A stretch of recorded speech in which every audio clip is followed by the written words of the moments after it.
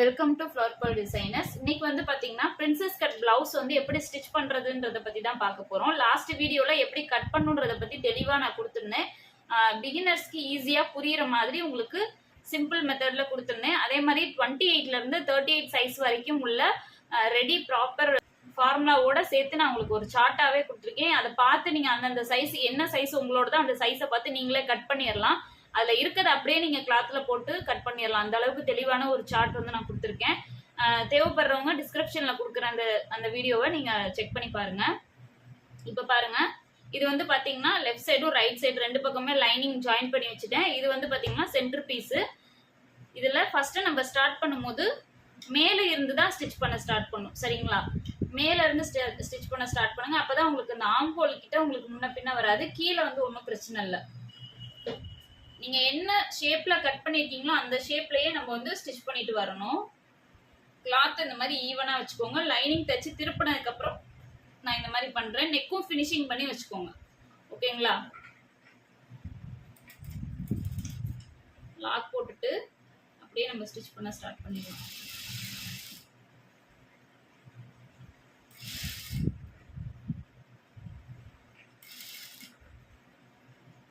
நீங்க என்ன ஷேப்ல வந்து கட் பண்ணிருக்கீங்களோ அந்த ஷேப்ல மெதுவா ஸ்டிச் பண்ணிட்டே வரணும். அதுதான் ரொம்ப முக்கியம். இந்த இடத்துல ரொம்ப பொறுமையா ஸ்டிச் பண்ணணும். கரெக்டா அந்த டாட் இருக்கு பாத்தீங்களா, சென்டர் டாட் பாயிண்ட், அந்த இடத்துல நம்ம வந்து மெதுவா யூஸ் பண்ணி ஸ்டிச் பண்ணணும்.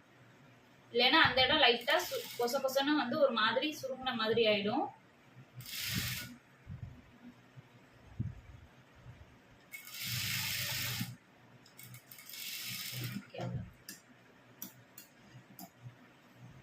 பாருங்க, சூப்பரா இருந்துச்சு பாருங்க. இந்த ஷேப் இந்த மாதிரி தான் ஸ்டிச் பண்ணணும். இதே மாதிரி இன்னொரு பக்கம் ஸ்டிச் பண்ணி காட்டுறேன் பாருங்க.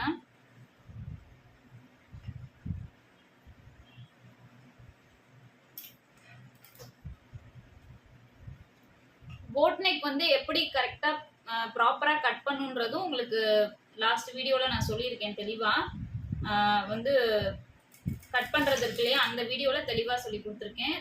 வேணும்ன்றவங்க உங்களுக்கு டவுட் இருந்தா சொல்லுங்க, தனியா அது ஒரு வீடியோவா போடும்.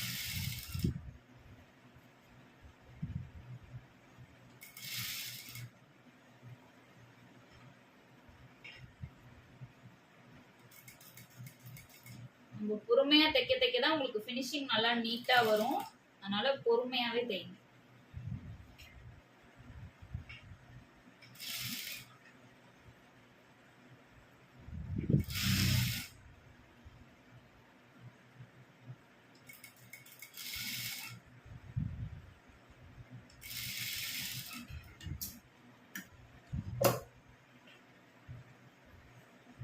பாருங்க, நீட்டா இருந்துச்சு பாருங்க. ரெண்டு பக்கமுமே சூப்பரா இருக்கு.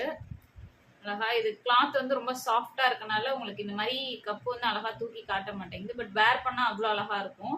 கிளாத் வந்து படிஞ்சிருது டக்குன்னு. ஓகேங்களா? நான் நார்மலா பார்க்கும்போது உங்களுக்கு பாருங்க, இதுல இன்னொரு தையல் நம்ம போடணும். ஸோ நான் இன்னொரு தையல் போட்டுட்டு உங்களுக்கு நான் காட்டுறேன். இப்ப பாருங்க, ரெண்டு பக்கமும் நான் வந்து எக்ஸ்ட்ரா தையல் போட்டிருக்கேன். எக்ஸ்ட்ரா தையல் போடுறது நீங்க போட்டு தையல் மேல போடணும், இல்லைன்னா தையலுக்கு உள் பக்கமா போடணும். இந்த பக்கம் போடணும். சரிங்களா? இங்கிட்டு போயிடுச்சுன்னா உங்களுக்கு ஷேப்பு மாறிடும், நீங்க போட்ட ஷேப்பு. அதனால அதை மட்டும் நீங்க பார்த்து போட்டுக்கோங்க. இப்ப வந்து இங்க பாருங்க, நம்ம 1 இன்ச்சு கீழே விட்டோம் இல்லையா, ஃப்ரண்ட் கட் பண்ணும்போது 1 இன்ச்சு எக்ஸ்ட்ராவா கீழே விடணும்னு நான் சொல்லியிருந்தேன் பேக் பீஸை விட. இப்ப பாருங்க, இதுல இந்த பக்கம் ஈவனா வந்துருச்சு. சென்டர் மட்டும் நம்ம அப்படியே வச்சு ஸ்டிச் பண்ணனால அது நேரா எக்ஸ்ட்ராவா 1 இன்ச் தெரியுது பாருங்க. இப்ப உடலைன்னா இது ரொம்ப மேல ஏறி போயிருக்கும். அதனால இது வந்து ஒன்றும் பிரச்சனை இல்லை. நம்ம 1 இன்ச்சு கட் பண்ணிக்கலாம். இந்த கிளாத்தை வந்து நம்ம கட் பண்ணிடலாம். கட் பண்ணிட்டு இப்போ என்ன செய்ய போறோம்னா, பேக் பீஸை நான் வந்து ஷோல்டர் ஜாயின் பண்ண போறேன்.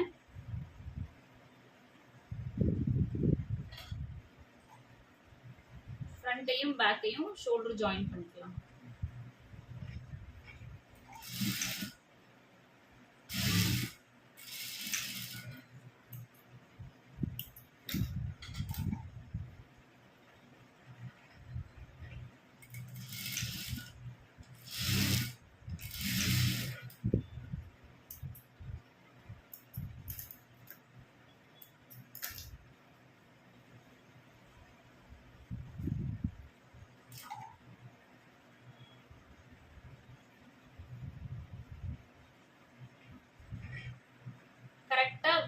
ப்ராப்பரா வச்சு நீங்க வந்து ஸ்டிச் பண்ணுங்க, ஃப்ரண்ட்டும் பேக்கும்.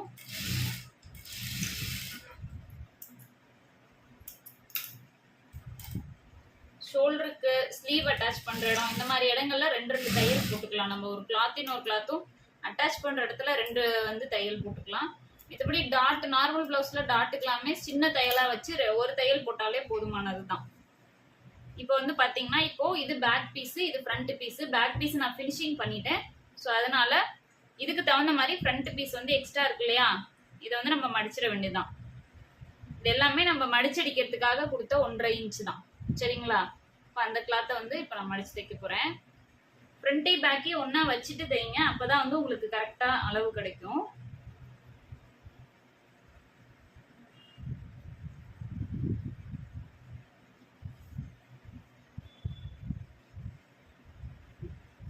நீட்டா அந்த மாதிரி எடுத்து விட்டுக்கோங்க. எடுத்துட்டு அதுக்கப்புறம் இந்த அளவுக்கு பேக் பீஸ் இருக்க அளவுக்கு ஃப்ரண்ட் பீஸை கொண்டு வாங்க. இப்படி மார்க் பண்ணிக்கலாம் ஃபர்ஸ்ட், அப்பனா ரொம்ப ஈஸியா இருக்கும்.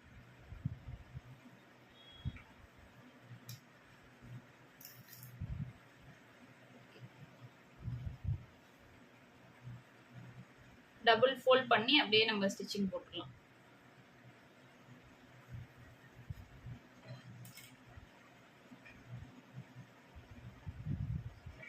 ஃப்ரண்ட்ல இந்த மாதிரி நல்லா நம்ம கொஞ்சம் பட்டையா வந்து மடிச்சு தைக்கும் போது உங்களுக்கு நல்ல கிரிப்பா உட்காரும் கப்பு. ஏன்னா நம்மளுக்கு வந்து இது பிரின்ஸ் கட்டுன்றதுனால ரொம்ப கப்பு வந்து பேலன்ஸ் பண்ணாது. ஸோ அதனால நம்ம வந்து இந்த மாதிரி கொஞ்சம் ஸ்டிஃபா கொடுத்துக்கணும். நார்மல் பிளவுஸ்ல எப்படி பட்டி கொடுக்குறோமோ அந்த மாதிரி இதுல வந்து கீழே மடிச்சு தைக்கிற தையல் தான் கொஞ்சம் கிரிப்பே கொடுக்கும், உங்களுக்கு பேலன்ஸ் பண்ணும்.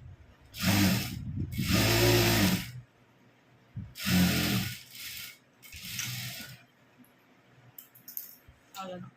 இப்போ இதை பண்ணியாச்சு. இங்க வந்து நம்ம ஓவர்லாக் பண்ணிக்கலாம். ஓவர்லாக் மிஷின் இருக்கவங்க பண்ணிக்கோங்க, இல்லைன்னா ஒன்றும் பிரச்சனை இல்லை, நம்ம கத்துக்கிறதே போதுமானதுதான்.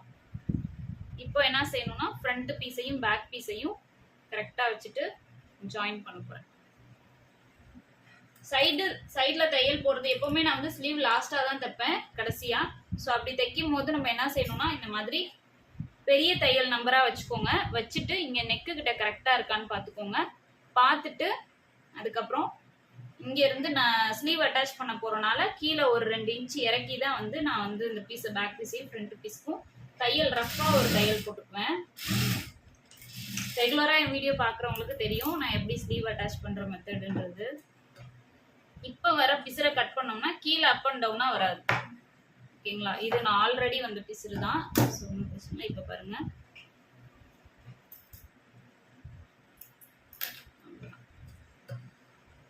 நான் லைட்டா அந்த இடத்துல இது பண்ணுவேன்.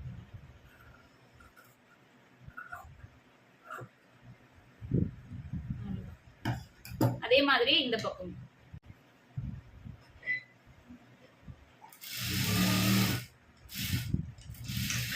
அவ்வளவுதான்.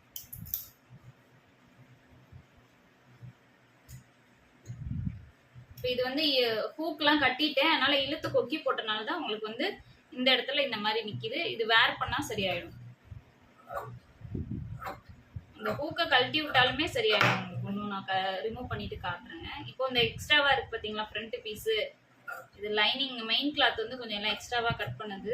ஸோ அதெல்லாத்தையும் நான் வந்து கட் பண்ணிக்கிறேன்.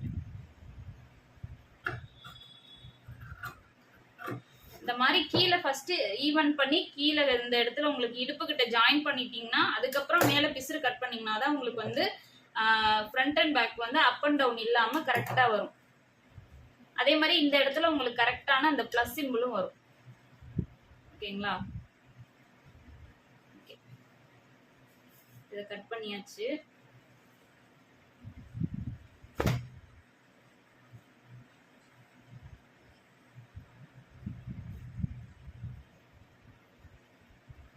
ஷோல்டர் வந்து கரெக்டா இருக்கான்னு செக் பண்ணிக்கணும். 2.5 இன்ச் கரெக்டா இருக்கு. இப்போ ஸ்லீவ் அட்டாச் பண்ணிக்கலாம். ஸ்லீவ் வந்து எப்படி கட் பண்ணணும் பிகினர்ஸ்க்கு ஈஸியா இருக்க மாதிரின்னு சொல்லிட்டு நான் இதுக்கு முன்னாடி ஒரு வீடியோ போட்டிருக்கேன், அதில் பாருங்க. எப்படி ஸ்டிச் பண்ணணும்னா பாத்துக்கோங்க. இந்த மாதிரி நம்ம எங்க நாச் கட் பண்ணியிருக்கோமோ அந்த நாச் வந்து நம்மளுக்கு ஃப்ரண்ட் கப்பு கிட்ட வரணும். ஃப்ரண்ட் கப்பை பார்த்து வரணும். இப்போ இது வந்து பாத்தீங்கன்னா இந்த பக்கம் வருது. ஸோ இந்த நாச் வந்து நான் இப்படி வர மாதிரி பார்த்து நான் அட்டாச் பண்ணணும். ஓகேங்களா? இப்போ இந்த சைடில் வருது, இந்த சைடில் வந்து அட்டாச் பண்ணணும். ஸ்லீவ் வந்து சென்டர்ல இருந்து அட்டாச் பண்ணுங்க. அப்போனா கொஞ்சம் உங்களுக்கு நீட்டா ஈவனா வரும். ரெண்டு பக்கமும் இருக்கிறதுலே ஸ்லீவ் அட்டாச் பண்ண இதுதான் ரொம்ப ஈஸியான மெத்தடு. சென்டர்ல கொண்டு வந்து இந்த நாச்சையும் சென்டர் நாச்சையும் இந்த ஷோல்டர் ஜாயிண்டையும் ஒண்ணா வச்சிருங்க. வச்சுட்டு ஸ்டிச் பண்ண ஸ்டார்ட் பண்ணலாம். ஃபர்ஸ்ட் ஒரு பாதி ஸ்டிச் பண்ணிட்டு அதுக்கப்புறம் இன்னொரு பாதி நம்ம ஸ்டிச் பண்ணிக்கலாம்.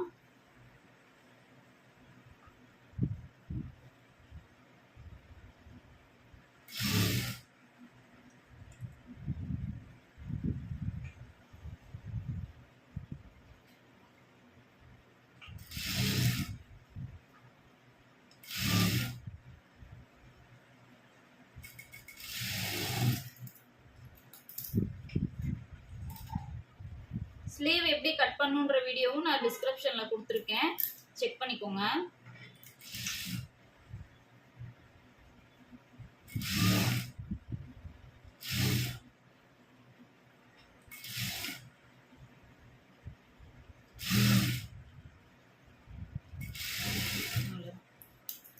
இதுலயே வந்து நம்ம இன்னொரு தையல் போட்டுக்கலாம். இன்னொரு தையல் போடும்போது மட்டும் அந்த எண்டுல இருந்து இந்த எண்டுக்கு அப்படியே நம்ம போட்டுக்கலாம்.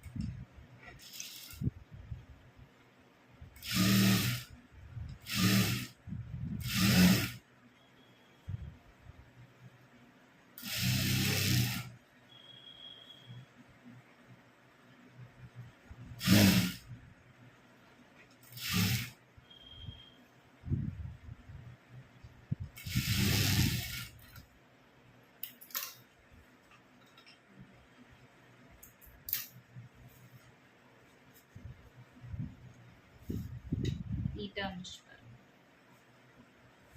இதே மாதிரி இன்னொரு ஸ்லீவ் அட்டாச் பண்ணிட்டு காட்டுறேன். இப்போ பாத்தீங்கன்னா ஸ்லீவ் இன்னொரு பக்கமும் ஜாயின் பண்ணிட்டேன். ஜாயின் பண்ணிட்டு இப்போ வந்து பாடி டைட் பண்ண போறேன். அதுக்கு என்னோட ஸ்லீவ் சுற்றளவு வந்து இந்த எண்டில் ஒரு மெஷர்மெண்ட் வரும், சென்டரில் ஒரு மெஷர்மெண்ட் வரும். ஸோ அதை வந்து நம்ம பார்த்து கரெக்டாக இது பண்ணிக்கணும். இங்கே வந்து எனக்கு 4 இன்ச்சு அப்படின்னா இங்கே 4.25 இன்ச்சு அந்த மாதிரி வருது. ஸோ வந்துட்டு இப்போ மேலே இந்த இடத்துக்கு வந்து பார்த்தீங்கன்னா 8.5 இன்ச்சு. ஸோ நான் 8.5 இன்ச்சு வச்சுக்கிறேன். Sorry 8.25 inch. இங்கே வந்து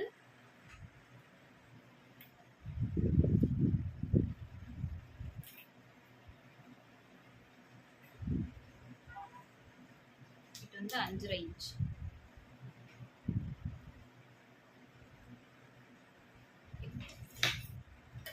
நம்ம மார்க் பண்ணிட்டு அந்த ஷேப்லயே நம்ம இந்த மாதிரி ஒரு கோடு போட்டுட்டு ஸ்டிச் பண்ணோம்னா நீட்டா வரும்.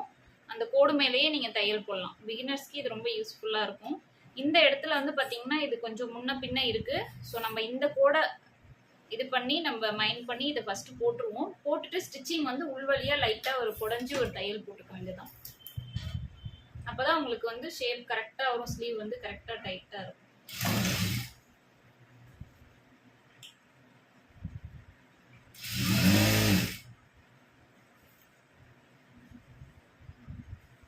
நல்லா எடுத்து விட்டுட்டு ஸ்டிச் பண்ணுங்க. இந்த தையல் மேல் பக்கம் இது இப்படி இருக்குன்னா அடியிலையும் இதே மாதிரி தான் இருக்கணும். அப்பதான் உங்களுக்கு வந்து நீட்டா இருக்கும்.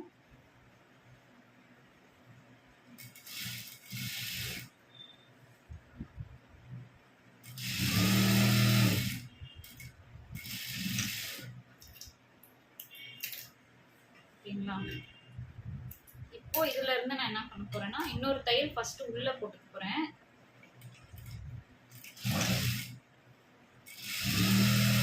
இந்த அளவுக்கு டச் பண்ற மாதிரி போட்டு இந்த ஆம்போல் ஜஸ்ட் கிட்டேயே நான் வந்து இந்த ஸ்டிச்சிங்கை முடிச்சிருவேன்.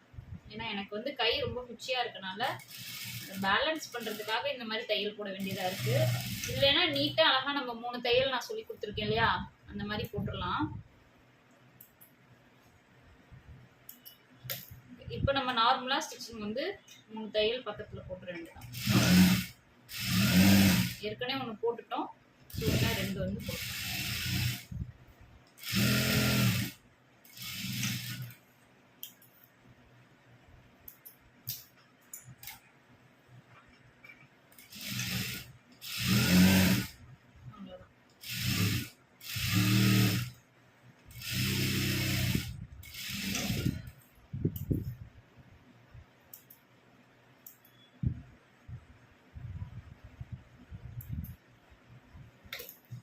என்ன செய்ய போறோம்னா இந்த ரஃபா போட்ட தையலை இந்த மாதிரி பிரிச்சு விட்டுருங்க.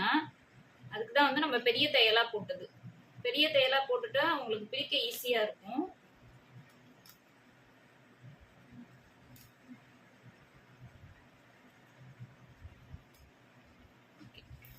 இப்போ என்ன பண்ண போறோம்னா நம்மளுக்கு தேவையான அளவு துணியை வச்சுட்டு மிச்சத்தை வந்து நம்ம கட் பண்ணிட்டு ஃபினிஷிங் பண்ணிடலாம்.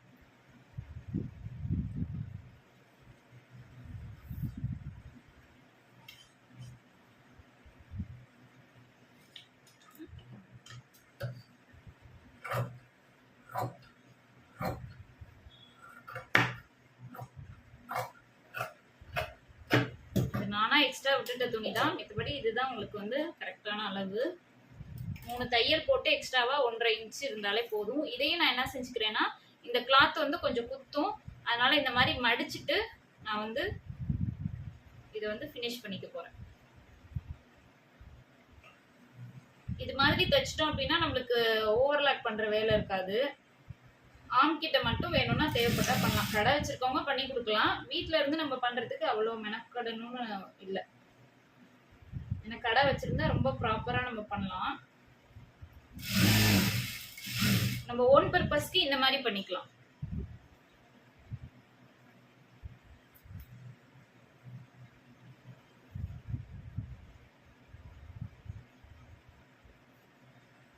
ஏன்னா மிஷின் இருக்கவங்க ஓவர்லாக் பண்ணிக்கலாம், மிஷின் இல்லாதவங்க என்ன செய்வாங்க.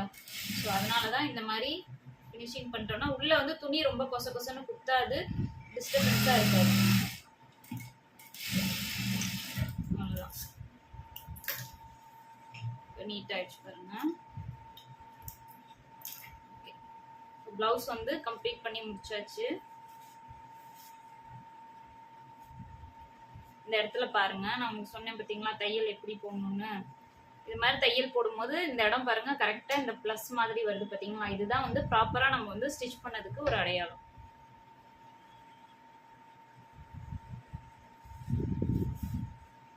இன்னொரு பக்கமும் அதே மாதிரியே நான் ஸ்டிச் பண்ணி வச்சுட்டேன். ஸோ தச்சு முடிச்சதுக்கப்புறம் அவுட்புட் வந்து இந்த மாதிரி தான் இருக்கு.